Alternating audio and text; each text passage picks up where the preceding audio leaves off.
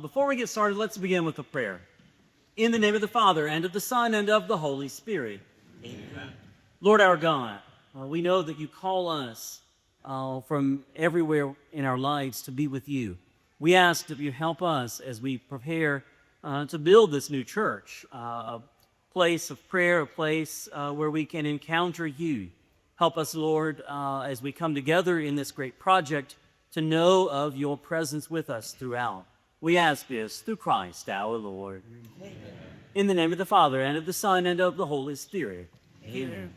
All right, so before we get started, I want to make a few introductions at first, and want to point out some members of our building committee first. Bob Mailer is here. He's kind of the overall coordinator. He's going to be doing the bulk of the presentation today. But we also have other members, Andrew Schwartfeger, Margaret Pringer, Paula Thiessen, Paul Warren, and did I leave anybody else? I don't see any. Nobody's got obviously any missing it, so okay, good. And then we have here as well from WER Architects, John Langham. And so we're glad to have you here as well, John. So anyway, that's part of the group that's here. Bob's going to do most of the presentation, then I'll step up at the end. And we have others here in case there are questions during the meeting. So without further ado, then I'll hand it over to Bob. Well, we've been on a long journey, right, for our new church. So, I'm really excited that you're here so that we can update you on kind of where we are, because we're making great progress. We think we've got a beautiful design to share with you, and we want to kind of walk you through that. So, first thing I'm going to just kind of walk you through kind of a high-level agenda, okay? Because what I'm going to do is kind of start with a timeline. I'm going to kind of walk through some of the must-haves. So there's going to be, a little bit of discussion before we actually start showing you the actual design, and that's on purpose because we kind of walk you through, right, our thinking from a building committee standpoint, with obviously with Father's leadership. So walk you through the timeline and the status update, the must-have elements. So, we put together a set of principles that really informed how we were going to design this new church, right, and kind of functionally what needed to be included in this new church, right? So we want to kind of walk you through that so you understand how we were thinking about it, because that really guided our design thinking. I want to walk you through a site plan, okay? So one of the things that we've done as a committee is we really wanted to think about not only today and what we're trying to build, which is a new church, but also longer term, right? So, if we need additional parking, where's it going to go? What about a parish hall? What about, adding on some other elements, right, long term? So, and again, that's part of why we're making the decisions we're making today, right, for like where to site the new church. It's based on, hey, here's the long-term sort of site plan for the property. Walk you through a floor plan. Just some brief comparisons to the current chapel center, so you can get a sense in terms of, seating comparisons. That's obviously going to be top of mind for everyone. Then I'll take you through the exterior and interior renderings that we have. Now, one thing I'll tell you is that we're in the first phase of design, right? So we've just completed the schematic design phase. Basically not everything's been decided, right? So we still have some work on colors. I mean, for example, the brick blend we're going to use, the roof, the interior. What you're going to see are kind of directionally where we're trying to go, okay? And they're going to be pretty close, but not exact at this point. And then we're also going to talk some enhancements. Okay, so timeline. So hopefully everyone is aware of where we're going to actually site the church. And we decided that back in March after a pretty comprehensive analysis. We're actually siting it on the lot, the north lot, kind of in between the parking lot and that subdivision. Okay, and you'll see in a minute why we decided to do that. I mean, there's cost reasons, but there's also just kind of master plan sort of development reasons why that we decided to put it in that north lot. Mentioned schematic design. So we've completed that phase, and that was completed in June. So that's really what you're going to see now would be the product of that schematic design phase. So because my background is not in architecture, there's three phases. When you go through a kind of a design, a new design like what we have. First one is schematic. Next one is design development, and then the next one is construction documents. Okay, the first design phase, schematic, is where you're really, you're basically designing the structure. You're designing with a footprint, the functionality of the building. The next one, which is the phase we're in now, design development, is where you're starting to put a lot of detail around that, right? So like one of the things we're talking about is, okay, how high do the counters need to be? How deep? What kind of wood are you going to use, right? What kind of carpet, that sort of thing. So you're really starting to dig into the details. So that's the phase that we're currently in right now.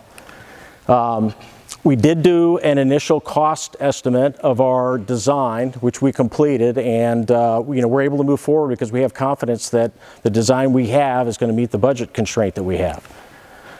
We obviously are completing the town halls. Design development, the process we're in right now, that's a fairly long phase. You can see that, right? It started back in July, and it's going to go through November. And so we're making a lot of decisions right now. So we're working through, for example, the roof color right now as kind of a final decision. Once we have the final design, we'll share that with the church, right, with parishioners. So you'll see that probably sometime in December. We're going to have to go through a series of approvals with both the diocese and the Vatican, and so we'll do that in the December through February timeframe. Construction documents, should be completed by February 2026, and then we would actually go to bidding with our, with the construction manager and the subcontractors in the April-May period. We then should be able to break ground in June of 2026. Okay, now construction's going to, at this point, what we know is what we think is it's going to take about 18 months. Okay, so you're really looking at the end of 2027 before the church is going to be completed. Okay, now. Can't hold me to that because that's our best thinking at this point, and a lot more will become known as we go through the next couple of phases from a design standpoint. Okay, any questions on the timeline? So again, don't hold me to exact timing here because some of that can be impacted. But right now, what I tell you is we started this back in December or January of last year, so we're right on track. Right, so December of 2024, right? So if I look at where we put our, where we had established our timeline, we are right on track where we thought we were going to be. So far we haven't lost any ground, which gives me confidence that we feel like we've got a pretty robust timeline at this point. Okay, so the way to think about this, the must-haves, principles, right? And primarily they're functional, right? Because if you think about the design, we obviously want to design a beautiful Catholic church, right? To celebrate Mass, right? And so what you're going to see here is a lot of functional stuff, okay?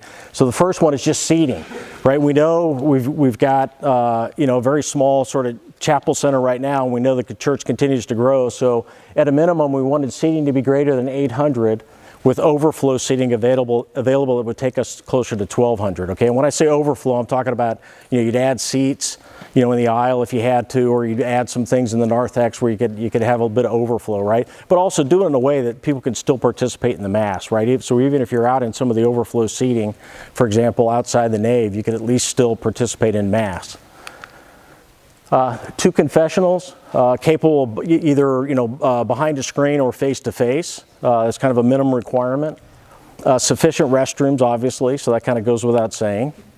Separate sacristies, right, for the clergy, the servers, and a work sacristy. So right now, behind the altar, we kind of have everything together, and it's fairly, constrained sort of space. There's a lot of different activity going on at different times, right, before and after Mass in the various sacristies. So we wanted to make sure we had sufficient room for each of these kind of separate sacristies because there are a lot of different things that are happening, during or before and after Mass. We don't want to reduce the number of parking spaces. Okay, now one thing I tell you is that you can see we're not at this point adding parking spaces as part of that. Wasn't a must-have for the first phase. Okay, we know we need more parking. I think everyone realizes that, right? But based on our budget, that's not necessarily a priority right now. But obviously it will be once we get the new church constructed. We're definitely going to need more parking in the future. Narthex at the entrance of the church, we want that to be bigger than in the Great Hall and be able to consider some of the ministries that we have, right? And some of the socialization opportunities we have for after Mass. So for example, coffee and donuts, being able to have that, right outside of the church in the narthex, becomes it's a good way after Mass, right, for people to get together and be able to socialize. Having ministries have adequate space, right, to be able to engage people after Mass, that sort of thing. So we wanted to have a good size gathering space for the parish. Sanctuary at least equal to the in size to our current, but then also have extra room in front of the altar if at some point we would have an ordination here at St. Joseph. So we want to at least kind of build that capability in. And then expandability, right? We know that, again, the church is growing, so whatever we design, we want to make sure it's expandable, and our thinking is it needs to be expandable to at least 1,200 seats. Okay, and that's pew seating. Okay, so right now the pew seating is greater than 800, but we want to expand it to at least 1,200, so about a 50% increase at least in the future. Okay, in the future. Okay, makes sense? And then kind of the last thing here is we got to meet the budget. Right, that's the critical component as well, right? So we want to be able to build a beautiful, identifiably Catholic church that kind of meets all of our needs, most of our needs as a parish, but do it in a way that's going to be affordable as well.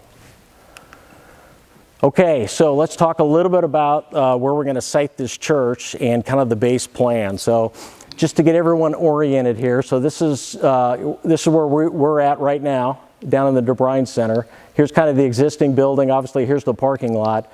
So here's the north lot, basically, that we have. So this is where we would place the church. The design is going to be basically a cruciform, and I'll walk you through. So this is kind of just a high-level site plan, and I'll kind of walk you through. You get to see what the building's going to look like up close, as well as the interior. Okay, but just want to get you oriented in terms of how, where we're going to actually place the church. So this right here is Star Drive, and that's our first entrance, and that's our second entrance. Right here would be and you'll see it on the floor plan, this is where we would place the work and the server sacristy in the back. Okay, and then this would be the narthex. The altar would be right here.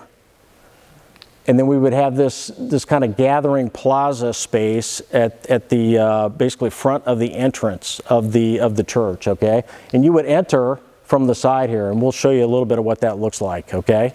So this is just to kind of get you oriented on where it's going to go in the site, but we'll come back and I'll give you a lot more detail, in terms of what it's going to look like, okay? Now, part of the reason for that location is, kind of what we're thinking in the future, right? So this is what we're going to build, kind of what you see here, what I just showed you before. But we also want to add at some point an adoration chapel, because right now the plan is the adoration chapel would stay in the current kind of chapel center area where it's at right now, okay? So we're not, at least right now, planning for the adoration chapel to be part of the base plan. We would also potentially add a bell tower. We would have the ability to, in the transept area of the church, to be able to expand the seating, so you'd see it right here. And again, this will make more sense once I take you on the inside. Additional parking over here, future, and then also here, parish hall, okay? Now, none of the future stuff has been decided, okay? So the building committee's focused on, okay, what are we building now, which is the church, but we at least wanted to be informed about where, some of these other elements would be in the future, so we're actually putting it in the right place, okay? We would build potentially, some sort of a covered walkway here. We'd have potentially a covered drop-off that we would have here. Again, not part of the base plan, but that would be for the future. Okay, so again, just back to this. This is what's in the base plan. This is what we're building. And then these are all kind of future elements that would come at some later time. So the stuff that's in darker blue here, I guess that's really gray. Does that make sense? Okay. I have a question. How many more parking spaces is that in the future plan?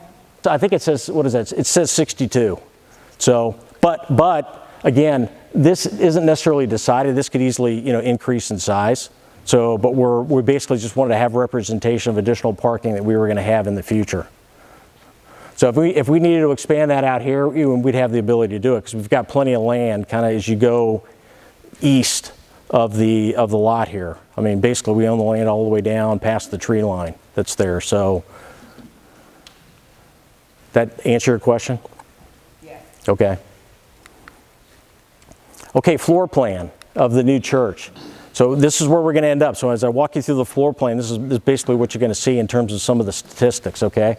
We're going to have 867 seats, pew seating plus the choir. I think there's 20 choir seats that we have that will be there.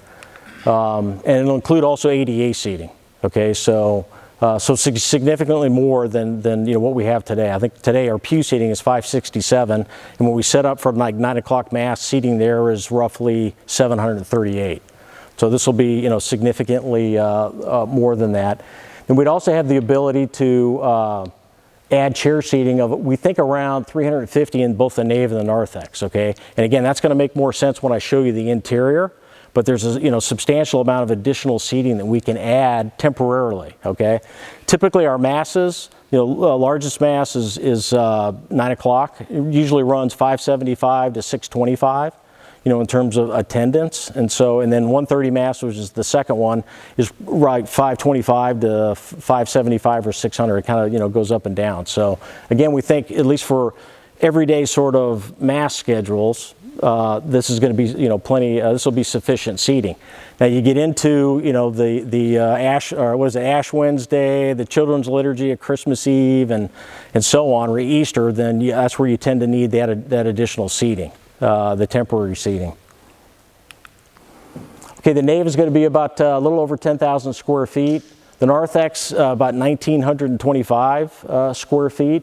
We're going to have clear visibility to the nave and the altar, or to the nave and the altar. Okay, so you'll see that even if you're out in the narthex for some reason, right, that essentially you'd still be able to participate in Mass. We'll have the two confessionals we talked about, elevated altar. We are going to have the 3 separate sacristies. So we've got the pre-sacristy, the server, and the work sacristies. Choir is going to be located to the right, on the right-hand side in the transept area, and I'll show you what that looks like here in a minute. And then restrooms. We think this is going to be sufficient for the average attendance that we have at Mass. Okay.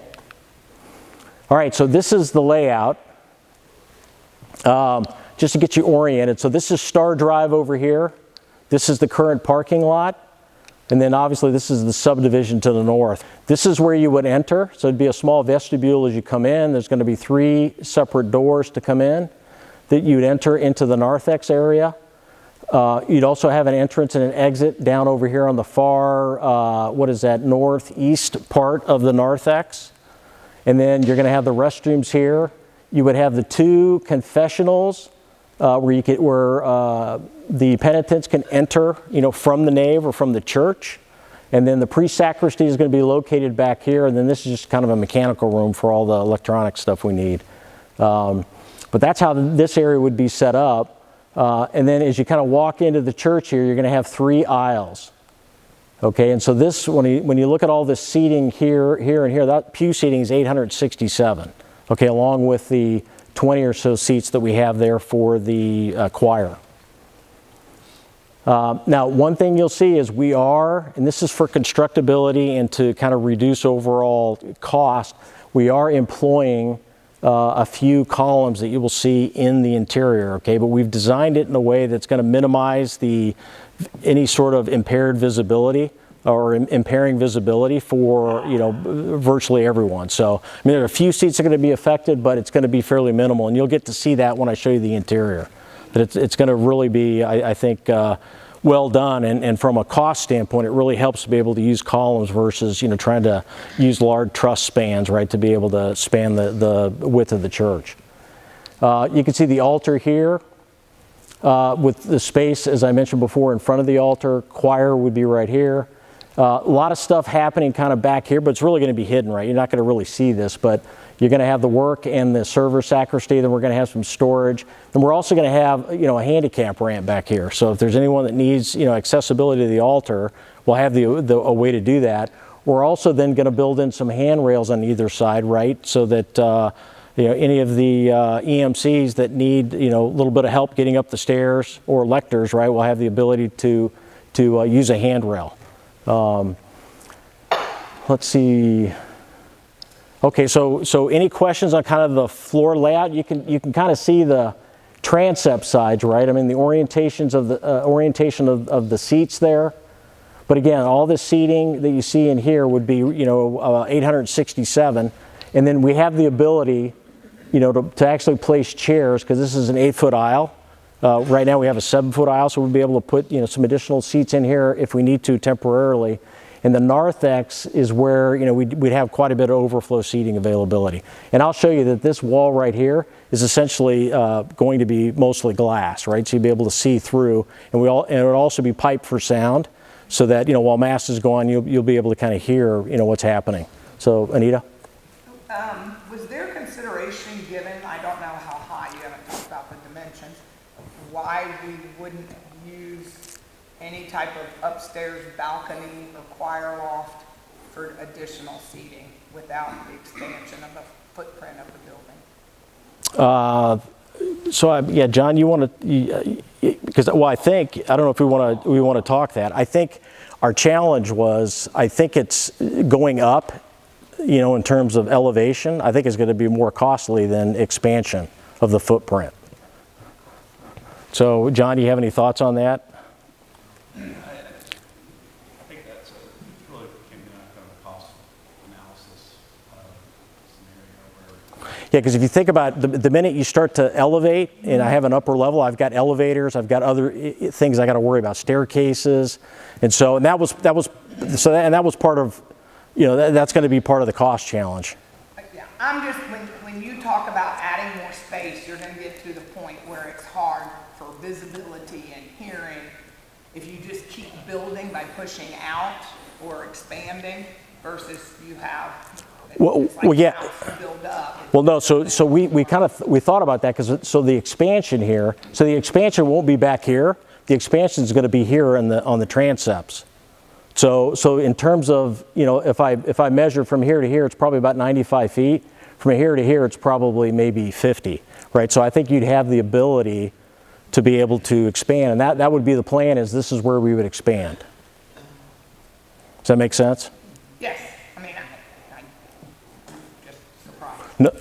Well, yeah, no, and I mean that's part of the challenge here, right? So elevators and obviously people. That's not our only place to sit. So yes, you would. We don't have an elevator now, and at Christmas Mass, it's very not. There's an elevator up to that choir hall.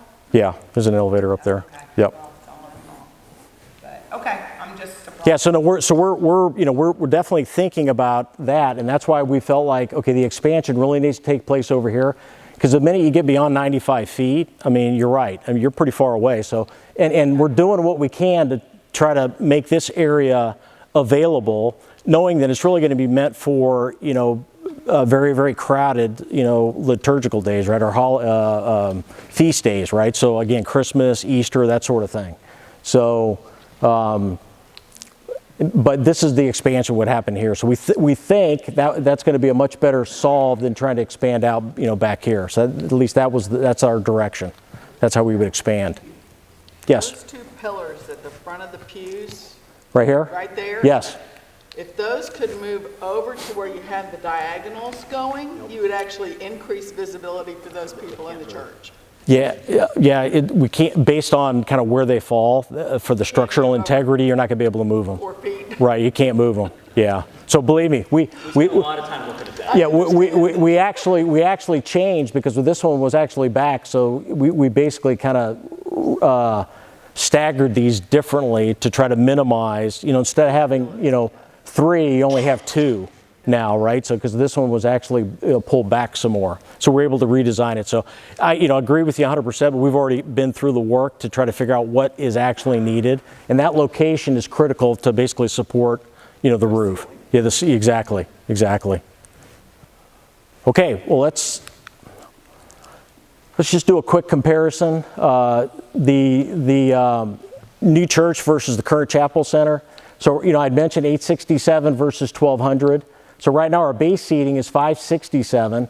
When we set up for 9 o'clock Mass, and that's using Corey Hall, right? The cafeteria with all the table seats and all that we set up to about 738. And then, if you throw all the chairs in, right, you're looking at roughly capacity of about 1,000. So, with the new church, you're looking at 867 base pew seating plus the 20, or with the 20 chairs for the choir, with expandability to 1,200.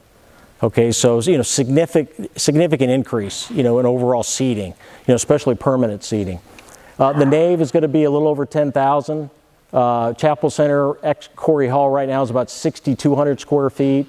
When you open up the doors, you include the cafeteria, it's about 9,400 square feet. The total building is going to be about a little over 15,000 square feet overall. Interior is going to be significantly higher, right? If you right now we're at 27 feet, or it's going to be at 37 and a half feet, in terms of height, right? So that'll be noticeable. When I show you the interior drawings, you'll see, the elevation, right? So it really kind of draws you to the altar and kind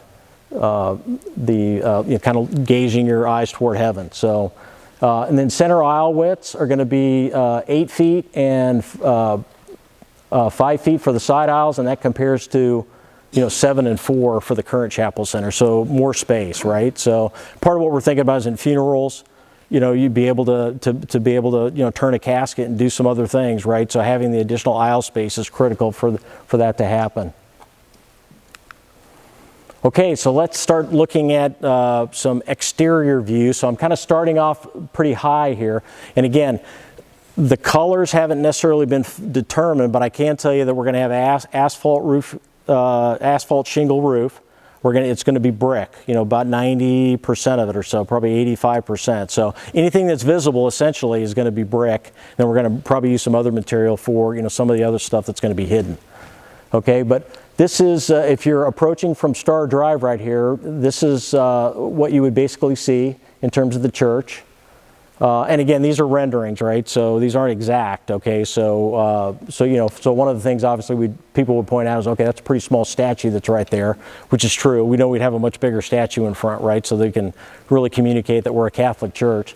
But as you kind of, come around, so this is Star Drive, you're starting to pull in. Then this is, if you enter, this is what you would see basically from the parking lot. This view right here, as well as this view right here. So this is kind of in the, west side of the parking lot. This is in the east side of the parking lot. And then this is toward the back end of the building, right? So this is really what you're going to see in, if you're in that subdivision, that housing group. And this right here is essentially the restrooms and the pre-sacristy. Okay, we're going to be located in there. This right here is the narthex, okay, and then this right here would be the nave of the church, right? And you can see the transepts, this being the north transept, and then the other one being the south transept right there. Okay, so let's just kind of give you a little bit of a bird's eye view for now. And then this is what it would look like if you're looking from this building right now. This is what the church would look like. This is what you would see. And then if you're at the church, this is kind of what you would see, going the other way, right? So again, just a visualization, right? So you can kind of see where it's going to land on the site, as well as, what it's going to look like relative to other structures that we have. Okay, so just going down here to another level, this is basically going to be the front of the church as you're driving on Star Drive. So, I had mentioned that we're going to have brick. So, right now we're working through the exact colors, but we know we're going to have a lighter brick. You can see the windows here and here. Now, this area back in here is going to be where the sacristies are, okay? So the actual altar is going to be kind of back, really in this building here, with this other structure up here being the handicap ramp, some of the storage, as well as the server and work sacristies.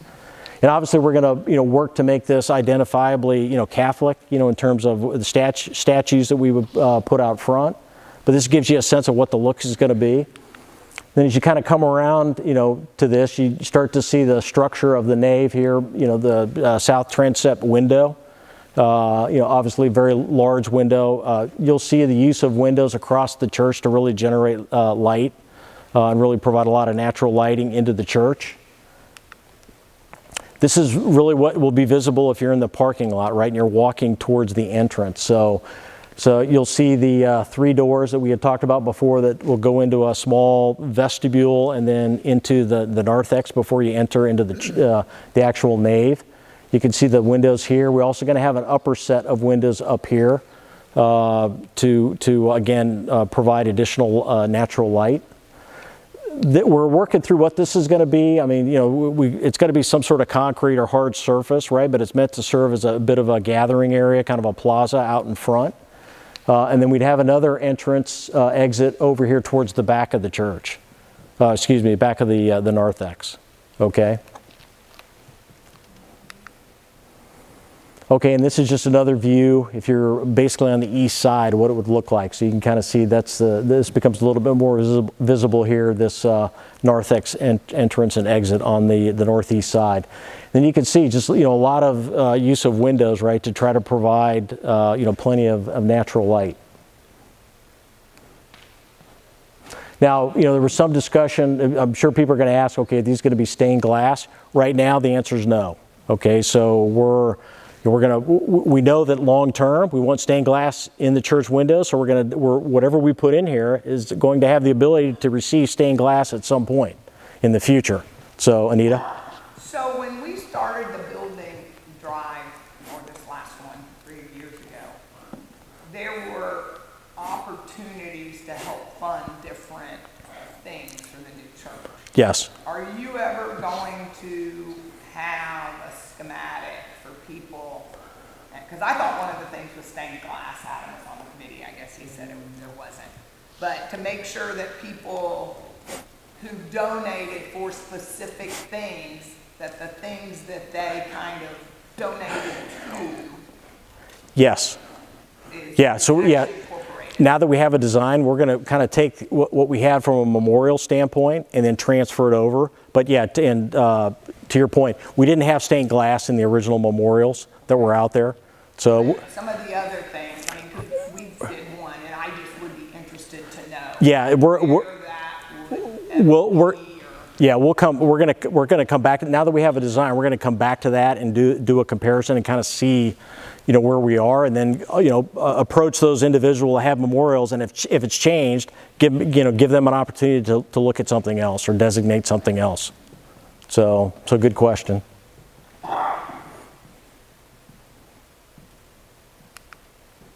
Okay, so now I'm just going to kind of walk you into the church, and so we'll start here in the narthex.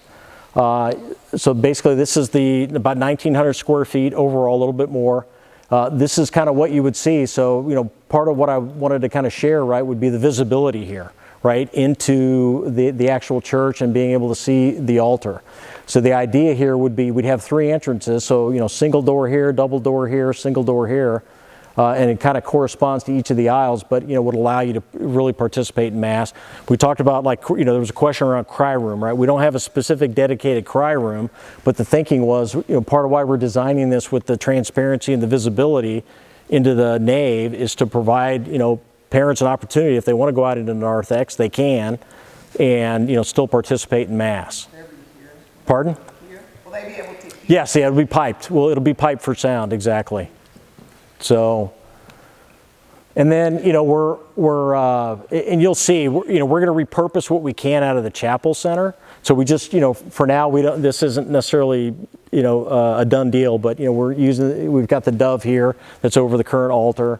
But we are going to reuse the ambo, the current altar, the tabernacle. I mean, all of those things we're going to bring over from the church. The crucifix, where we can. What we're not bringing over would be the pews. Okay, so because the cost of trying to retrofit those would be, substantial. You're much better off just purchasing new pews that we buy to fit, right, or kind of order for the size that we need versus trying to retrofit what we currently have. Okay, then coming into the church, you can start to see, right? I mean, the elevation, right, and the height really. Is I think very impactful. So baptismal font's going to be located right here at the back of the church. You can kind of see the aisles here, and then the main pews here, and then the aisle here. We're going to have carpet, some sort of carpet underneath the pews, and a lot of that's just for acoustics, right? So you got kneelers slamming, you got somebody dropping something, high heels, whatever, right? And then we're going to have hard surface, in the aisles, right? And then you'll see this is going to be a bit of a drop down over on the kind of both north side and south side. And a lot of that is just to provide space for ductwork and things like that. We do have some design elements in here that are serving 2 purposes. One is kind of break up the wall a little bit, but the other would be to just, have space for speakers where you can kind of recess speakers back, behind them. Then we've got the windows here. And you can kind of see the way the windows are going to lay out here. And then these are the columns, right? So, for the most part, we're going to obviously make those as unobstructive as possible, as part of the church. And we think so far, we're doing a pretty good job. We're going to have really sort of minimal impact, right, from a visibility standpoint. So let's kind of walk up here to the altar area. And again, so you got the altar here, the ambo, seating for the presiders there. You can start to see the handrails on the side here and here. So, and then the handicap ramp's kind of in the back there. So again, it's not necessarily going to be visible. This area here, it's going to be recessed, but the color scheme and the actual materials, as part of that recessed area is still TBD. So we're working on that. That's part of the design development work that we're doing now. But you can see the altar is fairly elevated, so you're going to basically have 4 steps here. The choir is going to be on the right-hand side, like I'd mentioned. There'll be 20 seats, I think 2 rows of 10 for the choir. And then if there's bigger choir, right, needed, then you just use the pews that are directly behind the choir area, right, for that. And then obviously, recessed area for statues. Where's the credence table going to be? Father, where did we? So, Is it? yeah, Is it'll it? be I kind of think behind that handrail. that side, Yeah, kind of, yeah, that, right, exactly. right there. Well, no, that's a Where's little, the credence table going to be? little, I'll let you use that. So the servers are going Oh, right there. Yeah. Right there. well, it's kind of hard to see on this rendering. Yeah. There's some depth behind those handrails. There's a kind of flat surface back in there. So, that's where I would envision we could have the credence table. Servers, we looked at a couple different things. I think we're probably going to end up having them sit like right at the bottom of these stairs or something. Similar to kind of where they would be now. Yeah. close to you where the chair is. Exactly. Yeah. And again, we're gonna, we'll be taking the organ and piano that we have, right? So those will be just moved from the current chapel center. Are some churches starting to add like big screens in so we can project things for like the lyrics and things like that, or is that just mostly in other churches? Yeah, some churches are, but we decided not to. Okay. Right. So, Father, do you want to talk it? Okay. I mean, I was just curious. Yeah. So, Some should I churches take show the up mic? and don't have the music. Oh, okay. So, some Catholic churches have done that. It's mostly non-Catholic churches, but some Catholic churches have put up the big screens. We actually, and when we surveyed parishioners a few years back on what you were looking for in the church, we got a pretty strong no from parishioners on that point, actually.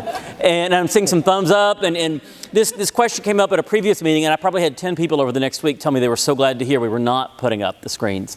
I think part of the pushback, if you will, part of the idea of not wanting the screen, we've got so many screens in our lives all the time right now. Anyway, my other concern is where I have seen these used, places get very dependent on them very quickly. And they put their music up on the board and they get rid of all their hymnals. And if you read music and you want to look at notes, well, you've got no ability to do that now because they're only putting the words up on the screens. And people end up focusing, looking more at those screens rather than looking at the altar itself. And so we want to keep the altar as that focal point. And screens, although they're a popular sort of thing, in some places, I think they do distract. The USCCB, U.S. Conference of Catholic Bishops website actually has something where they discourage, they don't prohibit, but they discourage the kind of screen usage also because of distraction possibilities and that sort of thing. So yeah, there's no plan for a projector screen in this space. Yeah. Thanks, Father.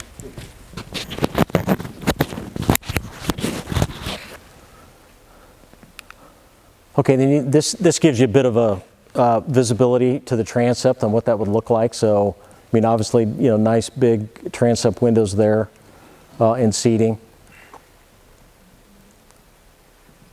So I got one more question while you have that. Yeah. This is an easier one.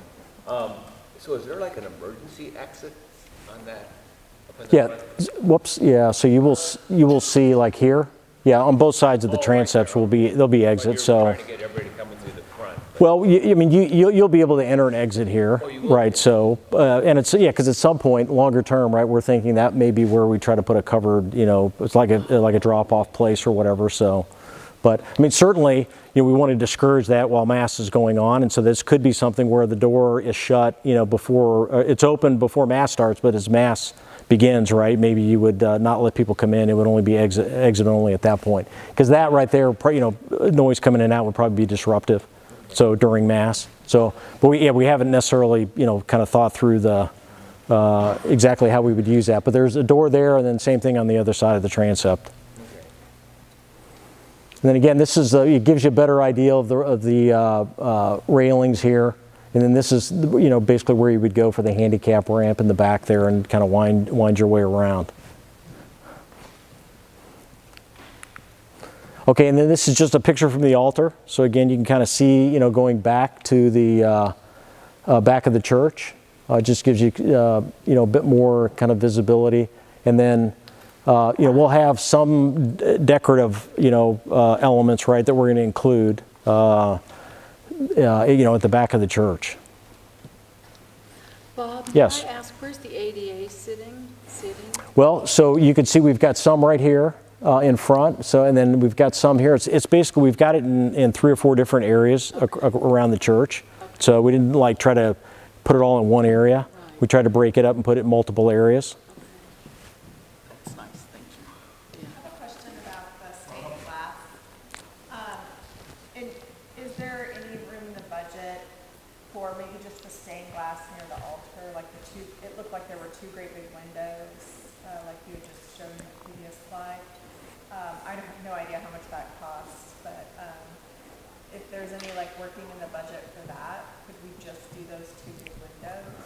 Yeah, so right now it's not, we wouldn't be able to include it in the budget. So for that, but it would be great that, again, longer term, right? I think, because the plan is the cost of the church, right, is going to be fairly significant, right? So I think once we have that built, then I think, my sense is the parish will probably respond once it's built to some things that they'd like to include to enhance it, right? So, and actually one of the things we'll talk about at the end here is one of the decisions we had to make to be able to get us into budget was eliminating a couple elements. We want to kind of show that to the group so you get a sense of what that is, and if there's a way for us to add it back in potentially.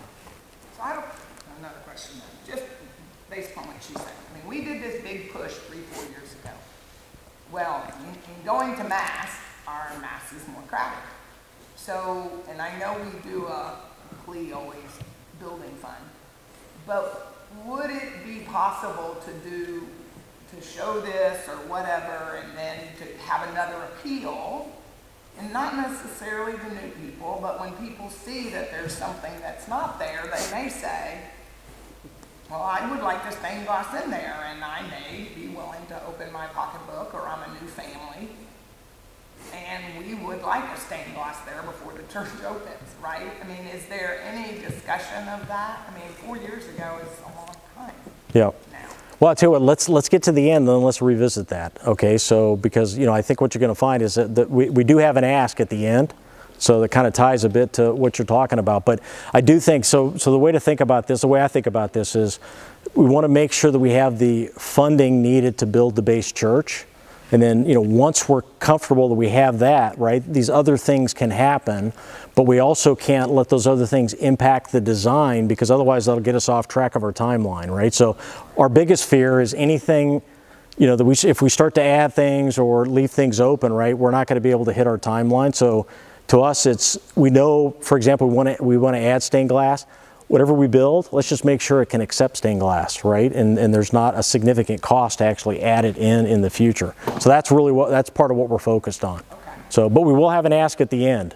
So, Wow. yes. Yes.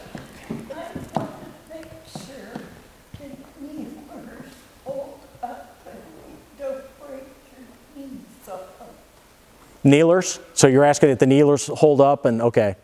Are they Yep. going to be nicely padded so they don't kill our knees, is I think what she's saying. Well, yeah, the kneelers will definitely be padded. So, and I think what so we haven't necessarily decided yet on what who's going to supply the pews and the kneelers, but the idea would be, obviously we're going to get something that's going to, it's going to work for us, right? So we'll go through a process to make sure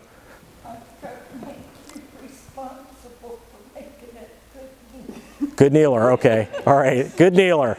All right, well, we got it on tape, right? Okay, so we'll do that. So Paul, you and me, good kneelers. Say it again, louder. The celebrant priest seat. chair. Where is it? Oh, We saw 3 chairs. yeah, right. Well, I guess, Father, where would you sit? You probably sit in the middle one right there? Yeah. Yeah, middle. Yeah, again, that's not necessarily meant to be a drawing of the existing chairs. It's just a rendering of, the seats. Would we take those chairs over too? Yes, at this point we would. Unless Father wants a new one for his birthday. How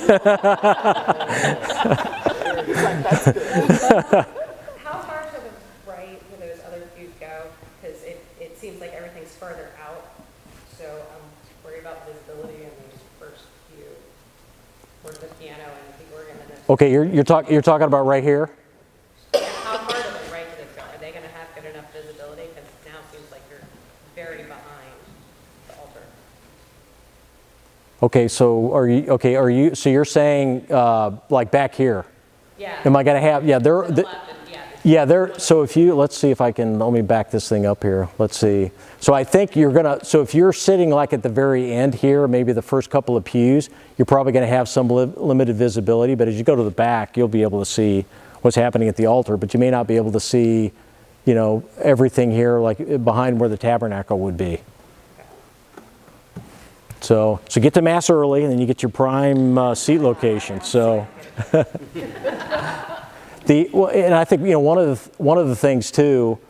Obviously, these pews are shorter, and so I think one of the things that's I think it will help a bit with seating, because right now, there's a lot of space in the middle. People like to sit on the aisles, and so it's a bit uncomfortable sometimes, right? If you're trying to plow through people to get to the middle. So you can see we're going to have lots of aisle seating, and the pews will be shorter, right? So we think that's going to help facilitate, that as well. And that was one of the reasons why, we decided to go with, instead of 2 main aisles, right, just go ahead and go with 3 and have 1 main aisle, because we felt like that would facilitate, better kind of seat utilization and make it a little bit easier for people. Okay, so that kind of ends that part of the discussion. Now, I'll turn these boards around, and I've got basically pictures for everyone to kind of look at, as we, kind of continue the discussion here. But one of the questions we just want to hit on really quickly is the chapel center. What's going to happen to the current chapel center? So a couple things I tell you. One, it's not really in the scope of the building committee, to figure out, okay, what are we going to do with the chapel center, okay? But Father is working with a group of people, both the school as well as the church, right, to then kind of figure out how we're going to repurpose that space, right? So options that are under consideration: large multi-purpose room, could expand the adoration chapel, maybe, additional meeting rooms and offices. Nothing's been decided. So, the focus is build the church. Then all this other stuff we can kind of, begin to work on. We'll have plenty of time, right? Because it's going to take 18 months to build the church. So by the time we move, right, we'll have plenty of planning time to figure out what we want to do with the current chapel center. Again, no formal decisions. There has been some initial funding, through a couple of activities that we've had, the men's night and the gala. So, and I think that's going to probably continue. But ultimately, what the cost of that will be is we don't know, right, until we actually make the decisions to do that. So, but know that people are thinking about it, and we'll have a plan, right, at the appropriate time. So, and it's not something we want to try to rush, and really just for focus, right. We want to focus on building the church. And then, Father's working the pastoral council and school leadership on next steps. So that's actively being worked right now. Okay, so yes. Something you haven't mentioned, and if the church is gonna look great, hopefully we'll have more weddings at our church. Weddings? And hopefully, as we build a bigger church, more people will come. Yes. Young people. And, we don't have any place that's so-called bride's room or anything in our current facility. Is there any discussion at all it doesn't look like there's any room in the plan for the new church for right now, but just as we're reconfiguring some of the upper area, to just take that into consideration? That Father, it seems minimal, but Yep. when you want to have a wedding, it's not minimal. Yeah, so the answer is yes. We have been discussing that. So Father, you want to talk? So, long term, once we build a parish hall that's basically over pretty close to the church building, we'll have a room in there that will work as a bride's room. Shorter term, we have to look at a couple of options, such as the way we use our, the multiple sacristies we were talking about earlier. And so, can one of them be repurposed just for weddings to serve for that need? Or is there a way to even, since the narthex is so large, is there a way to block off, part of that would serve as a bride's room? So yes, there have been discussions. Those are the different options that we've talked about for making it work in the short Because term. bride's room, and then for me, also, well, I shouldn't say that. Funeral gathering spaces for families before. Same Same answer. thing. Yep. Same idea. answer. Yep. A nicer space for them to congregate Yeah. before they. I would say for the funerals we have here, where we make the option available either to use room 225 or to wall off the side section behind the choir for that purpose, I bet we're doing that less than 10% of the time. Oh, really? Yeah, in terms of how many times families actually want to do that. It does happen, but it's not as frequent as. Big Irish, Okay. Yeah. Okay. What are the considerations for the nursery during Mass? Yeah, the nursery will have to remain where it is in this building, just because, every room we add, every square foot we add to the church drives that cost up more and more. And we've really got to focus on making sure we can build the church.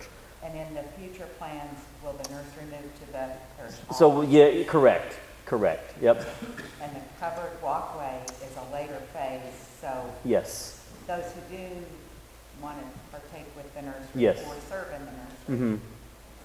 there's not going to be a covered walkway. Right. And the timing is cars coming in for the next Mass. Yeah, I mean, people who are using the nursery are usually younger, and so they are not as inclined to look for the covered walkway anyway. And so, we will be like many other places in having, we're kind of unusual here in having everything under one roof. We're going to be more like other parishes, when we having the church in one place and say the nursery or classrooms or whatever in a separate building. Yeah. I think safety, though, you bring up an interesting point of people walking back and forth. And all the parking happening. we may have to figure out some ways of, are there certain crosswalks or certain times and how that works? Those are things that may have to be looked at. I think that should definitely. Yeah. Yeah. And I have another question since you're moving on there. So parking, today I hate to say it, because my husband went through, but I was the last car parked. Right. And there were several cars that came in after me. Yeah. And if we were I checked the mask things every week. It Yeah. wasn't in the bulletin this week or last week, but we are 575 about. Yeah. So if we're hoping to open the doors and have even 600, how much is even a few more parking spaces? Again, something that somebody might be willing to donate to. And again, I would say it's expensive to build a church. And if we insist that we have to build the church and the parking lot at the same time, we risk not being able to build the church. Okay, I think we need to have a plan for parking. Yes. Even, I know there's some areas behind the church, Very but close to Cherokee, and there's a bunch of parking. It's going to be closer to walk probably from Cherokee to Costa Drive to get to this than from the far end of our parking lot to get to it. So you're going to have some street parking, you're going to have some neighborhood parking as well. And then, you know what? If you're guts enough and you've got four-wheel drive, you're more than welcome to park in the food. well, that's what I was gonna suggest. Could we do a curb cut? Just a curb cut, and let even just 50 cars park on that Yeah. field. I'm certainly okay with that. I don't know what the city City thinks will of do, that. That's yeah. where we run into some trouble. Yep. Okay, well, Yeah. just an idea based Yeah. upon today, and you're gonna build a beautiful church, and I understand. Yeah. I understand. We want more people to come. that's Well- exactly right. Yeah. Well, and believe me, parking is top of mind for us, right? But again, it's got to be. You don't want that to derail the church, right? Project. So, yeah. So that's why. And my belief. People to pay for the church. Correct. If you don't have parking, they're not gonna come and then they're not gonna pay for the church. Well, here's what I'd like to think. If we have the church and the parking becomes a need, then the parish will get behind and fund that need. Yep. So, yeah, so I think before we lose anybody, I think we'll have, we'll find people that are, able to help us fix the parking problem. Another question? I have a comment and a question. You mentioned the walking back and forth. So in regards to the Blessed Sacrament, we're not going to have a chapel in the new church, so to repose and expose. Yeah. So here's the nice thing about that. Because we'll be in separate buildings, we won't have to repose the Blessed Sacrament during Mass time. If we get more adorers, which I don't think would be that extremely difficult, we just keep the Blessed Sacrament exposed for adoration throughout the day on Sunday. Also, as the previous wedding coordinator, I can tell you the bride's room would be great, but it's not highly requested. So. That is also true. Yeah. So all right, so all great questions, So, okay, so in terms of, the kind of last thing we wanted to at least talk about, right, is we did have to make some design adjustments to hit our $11 million budget. So, and one of the things we had to do, we actually had a bell tower and a colonnade that was included, right? So, and part of that was just, provide kind of the exterior beauty of the church. If possible, we want to try to add those back in. Okay, but it requires about $1 million in additional funding, which is equates to about 1 year of additional pledge payment. So if everybody that pledged, because basically the pledge period, right, runs through 2026. So if everyone would extend their pledge by an additional year, that would give us sufficient funding to be able to do that. Okay, and just to give you a sense of what that would look like. Now, first of all, we think we got a great design, right? Beautiful design. Hopefully everyone agrees, right? Okay, I'm seeing some thumbs up, and that's good. But it was when we had the bell tower and the colonnade included, it really added some elements, right? So we think that obviously that really helps when you talk about identifiably Catholic and kind of communicating that. And then just kind of another view of that, right, would be that bell tower area, and then below there would be some exterior space, right, that we would have for use. So it kind of extends the narthex a bit, right, and have some additional space that we could use. So if possible, I mean, that's the direction we would we would like to try to go, is try to add that back, but it's going to require some additional funding. And this just gives you kind of the bird's eye view, right, if you were adding in the bell tower, to all of the renderings there. So with that, I'm going to turn it over to Father Tyler to kind of close us out. So again, thank you all for being here. I really do appreciate the time that you've put in to come and learn about what's going on with the church design. I thank you for the sacrificial giving that you've done so well along the way. The fact that we're at this point and we're able to say that we're going to break ground by June of next year, that's all thanks to the generosity you've shown over the last few years of this drive, but really the last several years of everything that led up to this over the last 20-something years, we could say. Back in June of this year, so just 2 months ago, was when we got our first real price estimate on this design. And as Bob mentioned, we had to make a couple of cuts to get to that $11 million mark. And the biggest thing we had to cut out was that bell tower and that colonnade. We can build without that. And I think we have a good church at that point. We have something that meets, what people were asking for and that we will love. But if we can add in that bell tower, if we can do that now, it's a lot less expensive to do it now. It's a lot less disruptive to do it now than it is to try to add it in sometime later. And I'm guessing once we build the church, probably we're not going to prioritize putting that on at any point in the future. So likely if we don't do it now, there's a good chance it won't happen for a very, very long time. So the thinking was, instead of just saying we won't do it, let's give people the option, as it were. If you are able to extend your pledge. If you made a monthly pledge, you're making a monthly payment on that. If you could extend for 1 year, right now those pledges expire at the end of 2026. If you could expand that into 2027, we will be able to have that bell tower and that colonnade. If you already paid off your pledge, well, it was a 5-year campaign. So to make that work, you think about what 20% or so of your original pledge was. Can you pledge that for that extra year, to be paid by the year 2027? If not, okay, again, if people don't respond to it, that's okay. We build, like I say, we build the design that you saw earlier without the bell tower, without the colonnade. But again, if that's important, if this is something we want to do, then certainly that extra year of pledge, is what can make that happen. Question came up earlier about are we, with new people who have come in, that sort of thing. Yes, we are going to have something that will go out to new parishioners as well. I'm going to be speaking about this at all the masses right around the end of September as well. And so we'll be, making the message known, as it were, to that larger group, giving them that opportunity to jump in as well. And to help make this happen. And certainly, yes, I know there are other needs we're going to have, including, yes, parking probably being highest there. And, we'll address those as we can along the way. But the reason we're looking now, at this bell tower colonnade, again, it fits well with the current design.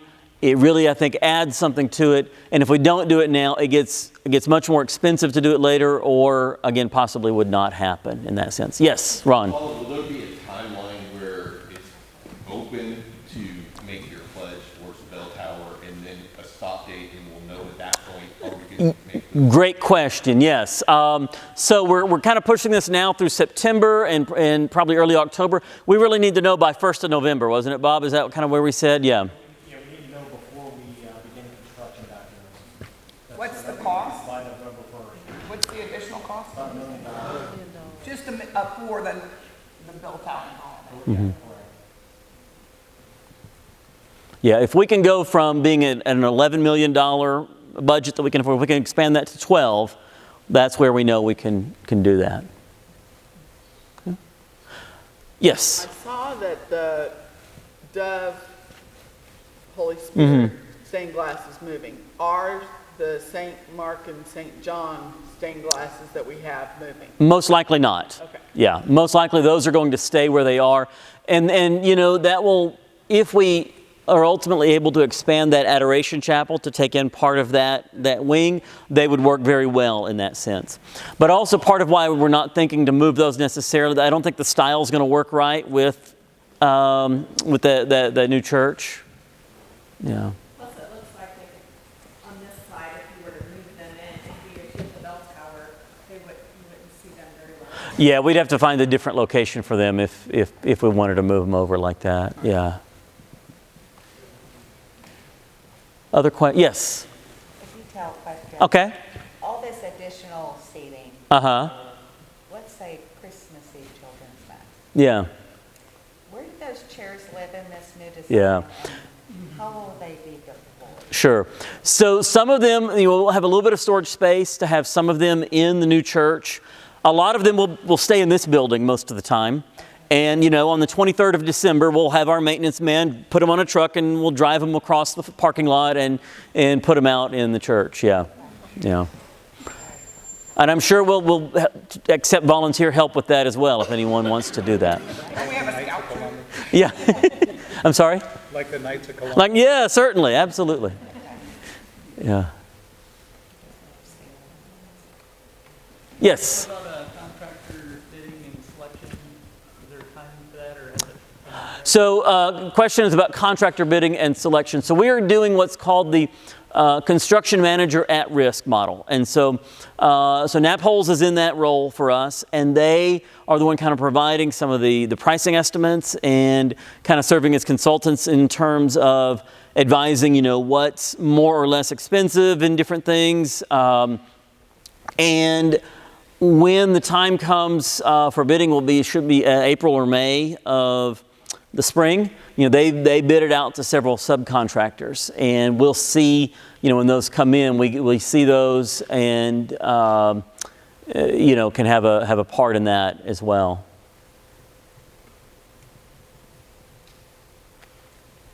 Yes, Nicole. Question so much as a comment. Uh-huh. The compliment you guys in putting this together.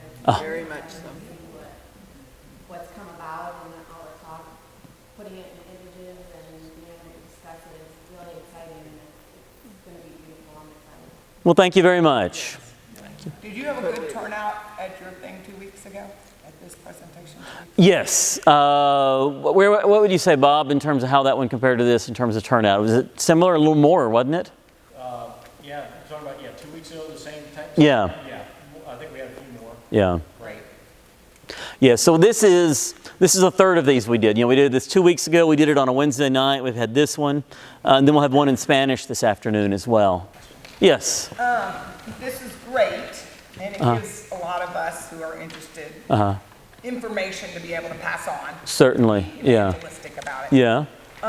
Were there any comments from, and I know the Hispanic one hasn't happened yet. Right. Any of the other ones that we should know about and what the answer was? Any red flags or big questions that they had that could help us form our talk? It's interesting. A lot of the questions have been the same ones that have come up every time, it seems. So your question about bride's room and such. Yeah, the one that didn't come up in this group was location of the altar.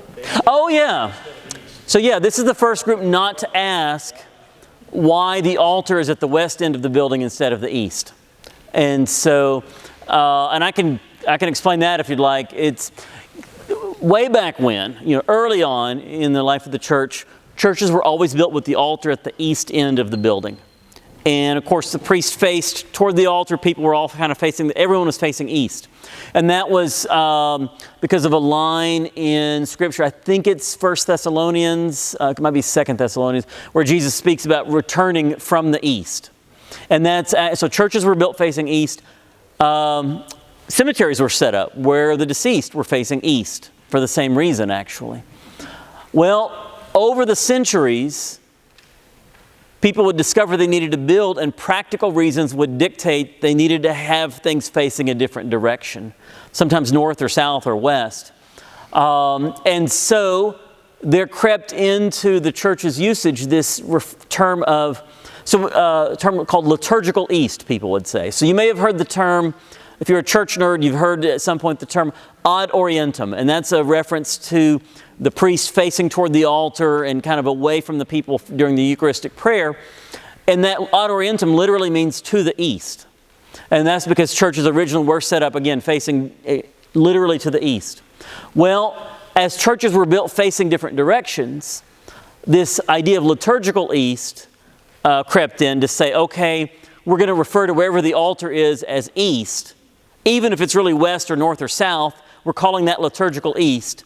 And we're calling these transept arms liturgical north, liturgical south. We're calling the entrance door liturgical west. And so you say, okay, we started building churches, sometimes with the altar in different locations.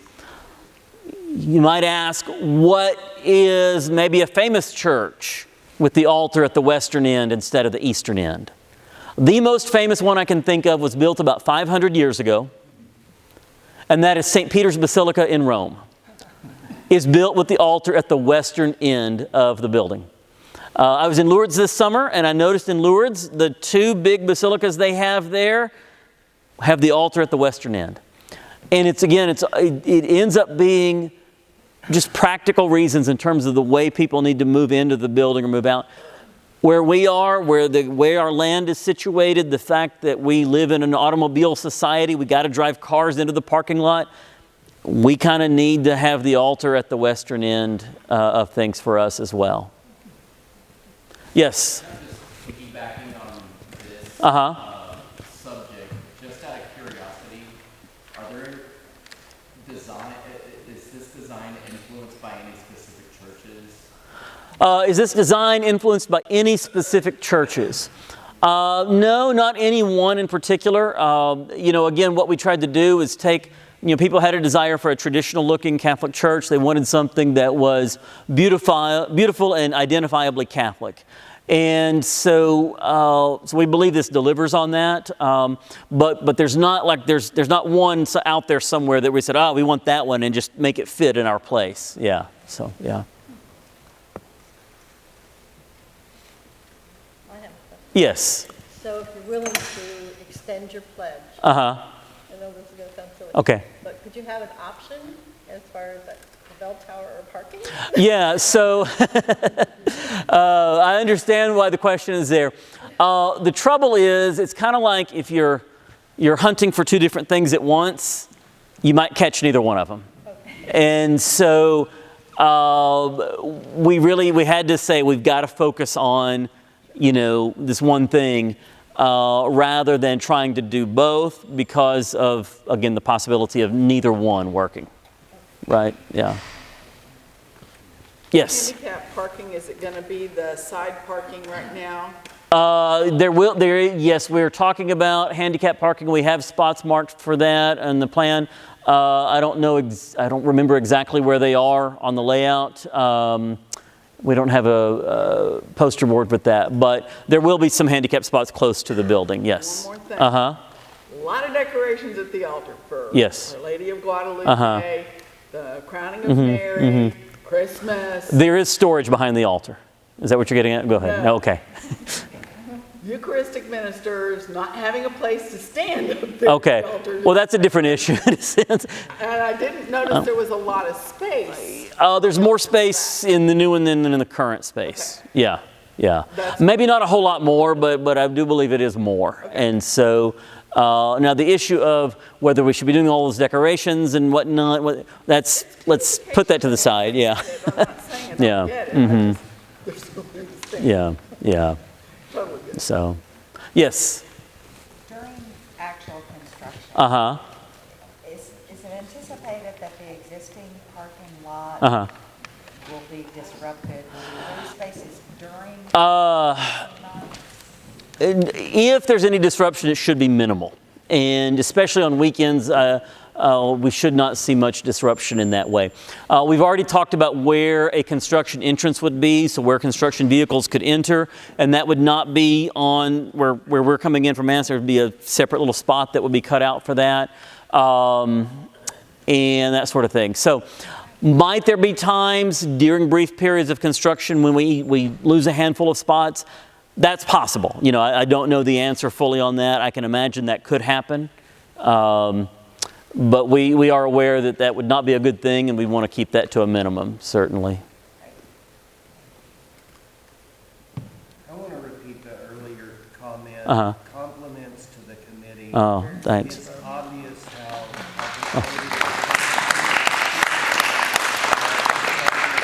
much forethought, concern has gone into what you presented. Just fantastic work.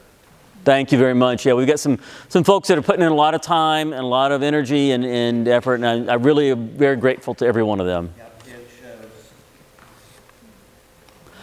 All right. Oh, yes. Are you excited about it? I'm very excited about it. Yes.